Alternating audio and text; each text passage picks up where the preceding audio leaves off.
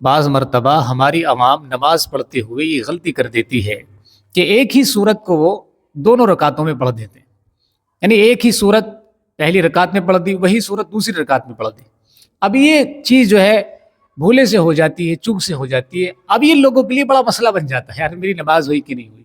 حالانکہ یہ کوئی اتنی بڑی چیز نہیں ہے، لیکن تشویش ہونا یہ یقیناً ایک اچھی چیز ہے۔ کوئی اگر غلطی ہو رہی ہے تو اس میں تشویش ہونی چاہیے۔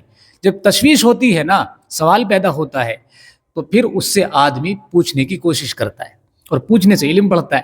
تو اس لیے تشویش ہونا اچھی چیز ہے، لیکن میرے بھائیوں میں بتا دوں، اگر ایسا کبھی ہو جائے نا نماز میں سہون، بھولے سے، جان کر تو نہیں کرنا چاہیے، اگر بھولے سے ہو جائے تو نماز میں آپ کی کوئی بھی فرق نہیں پڑے، ذرہ برابر، رتی برابر بھی آپ کی نماز خراب نہیں ہوگی، ثواب میں کمی نہیں آئے گی۔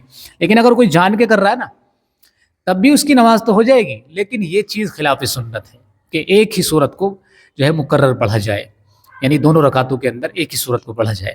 اچھا، بعض لوگ ایسے ہوتے ہیں کہ جن کو ایک ہی صورت یاد ہے، بہت ساری عوام ہماری ایسی ہے جن کو صرف قل هو اللہ ہی یاد ہے، یعنی سورہ اخلاص، اسی پہ وہ پوری نماز پڑھ رہے ہیں، تو ان کی بھی نماز ہو جائے گی کہ ہر رکعت میں سورہ اخلاص پڑھی جا رہی ہے۔ لیکن ان کو کوشش یہ کرنی چاہیے کم سے کم 10 صورتیں جو چھوٹی چھوٹی ہیں علم ترا سے لے کر کے، ان کو یاد کرنے کی فکر کریں، کوشش کریں، تاکہ نماز اور اچھے طریقے پر وہ پڑھ سکیں۔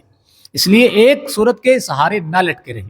دنیا کے سارے کام ہیں آپ کرتے ہیں، فکر لیتے ہیں ان کی، اور ان میں آگے بڑھنے کی کوشش کرتے ہیں، غلطیاں ان کو سدھارنے کی کوشش کرتے ہیں، لیکن دین کے معاملے میں بھی ہمیں اپنی غلطیوں پر نظر رکھنی چاہیے، ان کو دور کرنے کی کوشش کرنی چاہیے۔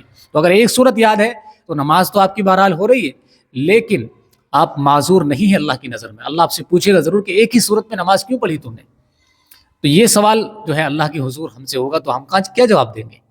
تو اس لیے ہمیں تھوڑا سا وقت نکال کر کے اپنی چھوٹی چھوٹی جو صورت ہیں ان کو یاد کر لیں، اور پھر نماز میں ان کو پڑھا کریں۔